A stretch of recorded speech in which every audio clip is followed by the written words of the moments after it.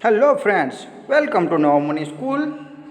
आज हम पढ़ेंगे स्टैंडर्ड 8 साइंस। स्टैंडर्ड 8 में साइंस, उसमें chapter number 1 crop production and management, यानी कि पाक उत्पादन और उसका संचालन। चलिए फ्रेंड्स देखते हैं। पहली एंड बूजो went to their parent uncle's house during the summer vacation. The uncle is farmer. One day they show some tools like khurpi, sickle, shovel, plough, etc. in the field. Friends पहली है और ये बूजो है, ये दोनों summer vacation में अपने uncle के यहाँ गए और उनके अंकल क्या थे, फार्मर थे। क्या थे? फार्मर। और उन्होंने कई सारे टूल्स देखे।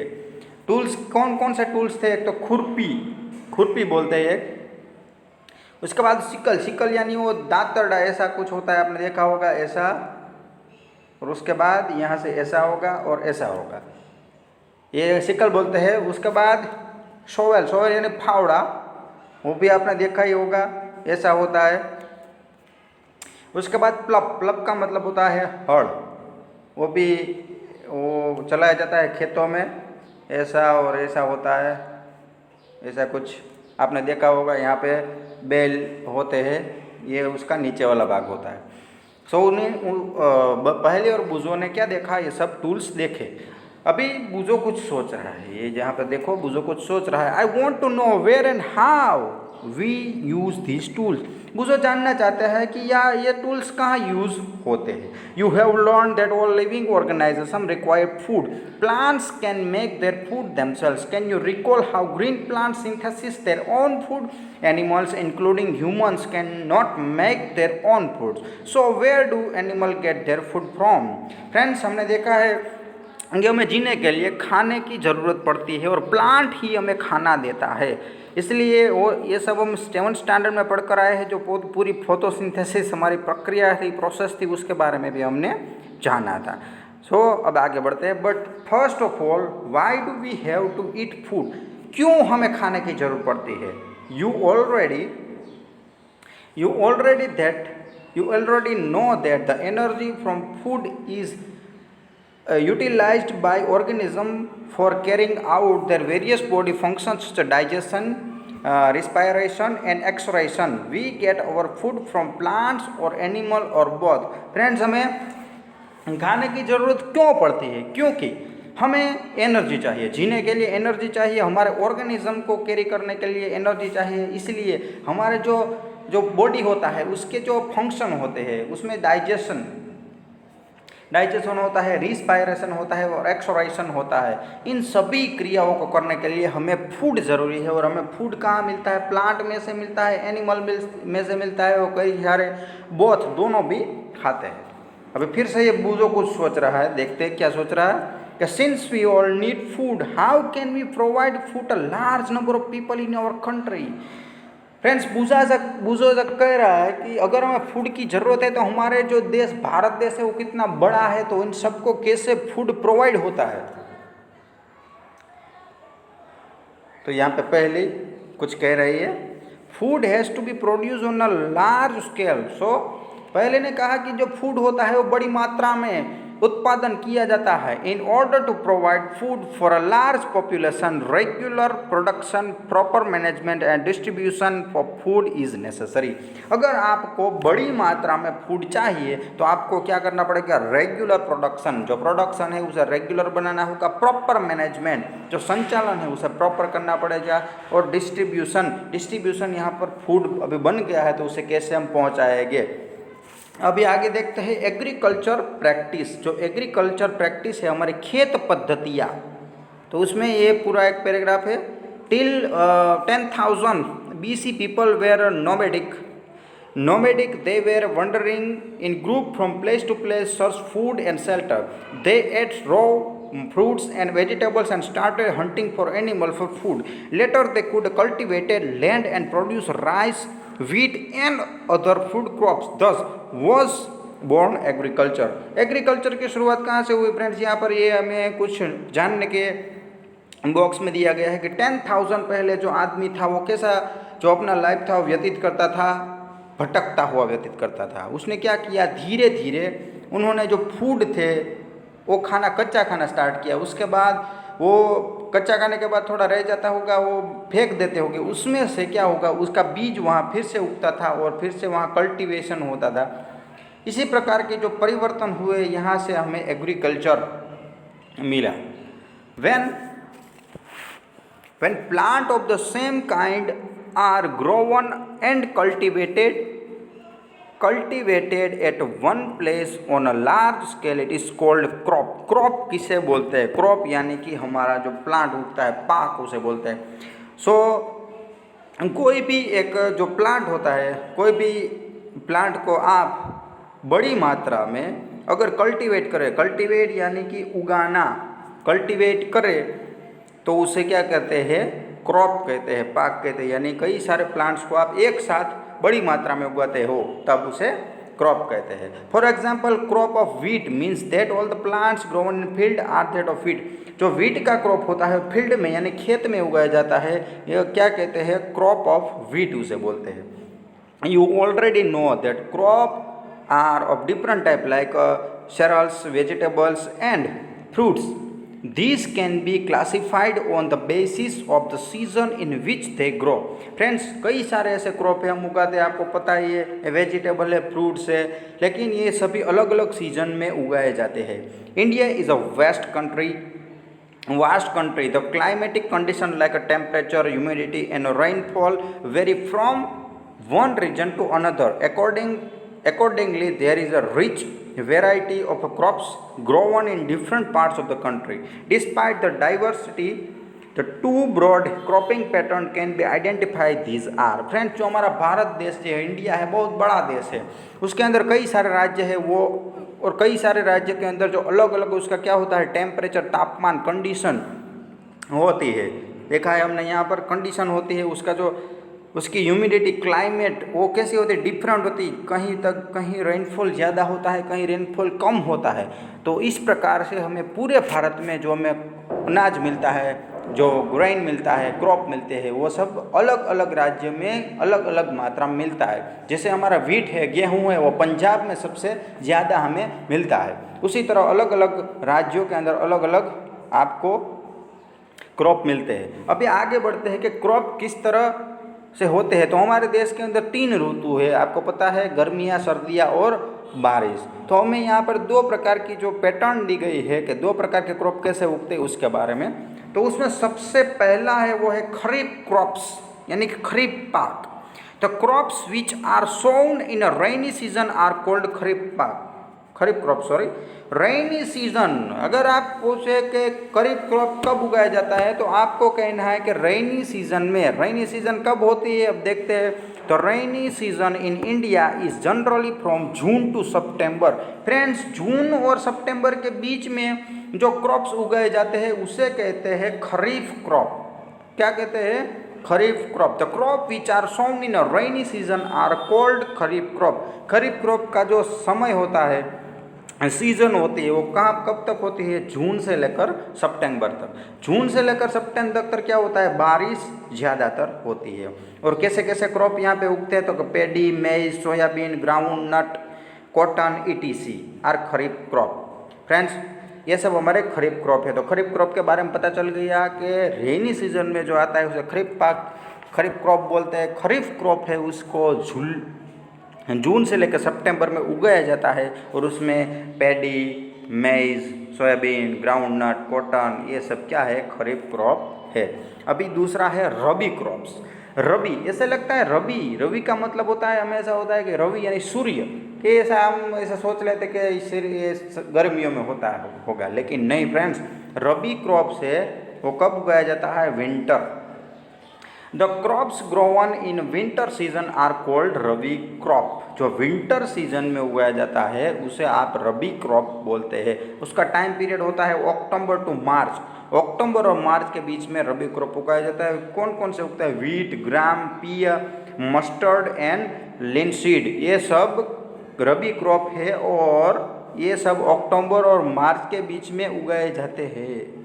Besides this, pulses and vegetables are grown during summer eight many place. और समर में क्या होता है, जो हमारा मार्च के बाद अप्रैल में ये दो बचते हैं, वो किस में उसमें क्या उगाते हैं हम, तो उसमें वेजिटेबल और पल्सिस सबसे ज़्यादा उगाते हैं।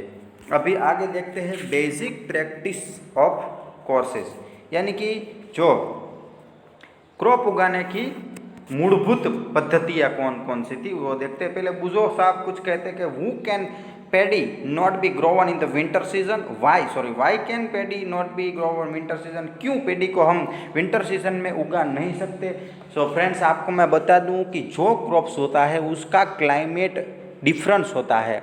अगर वो क्लाइमेट्स के अनुसार नहीं उगाया जाता तो वो क्रॉप्स उगेगा ही नहीं। अगर आप रेनी सीजन का क्रॉप अगर विंटर सीजन में उगाएंगे तो उगेगा ही नहीं, क्योंकि वो उसका क्लाइमेट सर्दियों में होता है, सर्दियाँ ज़्यादा होती है, उसको सर्दी नहीं चाहिए, उसको ठंडी नहीं चाहिए, इसलिए क्या होगा, वो क्रॉप नहीं उगेगा। तो इस तरह पैडी विंटर सीजन में नहीं उग सकता। Paddy require a lot of water, देखो यहाँ पे लिखा है lot of water, therefore it is grown only a rainy season, उससे ज़्यादा पानी होता है, ज़रूरत पड़ती है, इसलिए वो सिर्फ रेनी सीजन में ही उगता है। अभी आगे बढ़ते हैं। Cultivation of crops involve server activity undertaken by farmers over a period of time. You may find that these activities are similar to those carried out by a gardener or even by you when you grow ornamental plants in your house. These activities or tasks are referred to as agriculture practice. These activities are listed below: preparation of soil, sowing, adding manure and fertilizer, irrigation, protecting from weeds, harvesting और storage. Friends, यहाँ पर जो हमारे basic जो crop activities है उसे क्या बोलते हैं कि जो पाक उगाने के लिए खेडूत होता है वो टाइम टू टाइम अपनी जो एक्टिविटीज़ का यूज़ अलग अलग करता है। यानी कि जो हमारा गार्डनर होता है वो भी क्या करता है कि जो प्लांट्स होते हैं उसे उगाने के लिए जो प्रवृत्ति को चेंज करता है, यानी कि जो एक्टिविटीज़ चेंजेस होता है, जो टास्क चेंज होता है। सबसे पहले उगाना पड़ता है, उसके बाद उसमें पानी डालना पड़ता है, खाद डालना पड़ता है, इन सभी जो एक्टिविटीज़ में चेंज आता है उसे बोलते हैं, क्या बोलते हैं, एग्रीकल्चर प्रैक्टिस। यहाँ पे आपको लिखा दिया है एग्रीकल्चर प्रैक्टिस। और जो उसकी जो कार्य पद्धतियाँ है यानी एग्रीकल्चर प्रैक्टिस वो नीचे दिए गए हैं। पहला है प्रिपरेशन ऑफ सॉइल, यानी कि आपको जो खेत के लिए ज़मीन है उसको तैयार करनी पड़ेगी। उसके बाद है सोविंग, यानी कि आपको बीज को क्या करना पड़ेगा, रोपना पड़ेगा, रोपनी। उसके बाद होता है एडिंग मैन्यूर और फर्टिलाइजेशन, यानी आपको फर्टिलाइज़र का यूज़ करना पड़ेगा। उसके बाद है इरिगेशन, इरिगेशन का मतलब होता है सिंचाई। उसके बाद है आपको प्रोटेक्शन फ्रॉम वीड्स, यानी कि जो खेत में आप उगाते हैं क्रॉप उसके आजू बाजू में ऐसे दूसरे जो क्रॉप्स उगते हैं उनको आपको हटाना पड़ेगा, वो ऑटोमेटिकली उगते हैं। एग्जाम्पल ग्रास, जो ग्रास उगती है उसको आपको क्या करना पड़ेगा, हटाना पड़ेगा, इसलिए उसको प्रोटेक्ट करना पड़ेगा दूसरे वीड्स से। उसके बाद हार्वेस्टिंग, हार्वेस्टिंग का मतलब होता है जो क्रॉप हमने उगा लिया है वो भी तैयार हो गया है उसे हमें लेना है। और लास्ट में है स्टोरेज, स्टोरेज यानी उसको एक जगह पे रखना है, संग्रह। हार्वेस्टिंग यानी कि हम जो क्रॉप अभी उग गए उसको लेने का काम करते हैं, वो काटते हैं, ये सब करते हैं ना, वही। अभी आगे देखते हैं, उसमें पहला हमारा है 1.3 प्रिपरेशन ऑफ सॉइल। सॉइल को कैसे हम प्रिपेयर करते हैं। The preparation of soil is the first step before a growing crop. हमारा पहला स्टेप है, फर्स्ट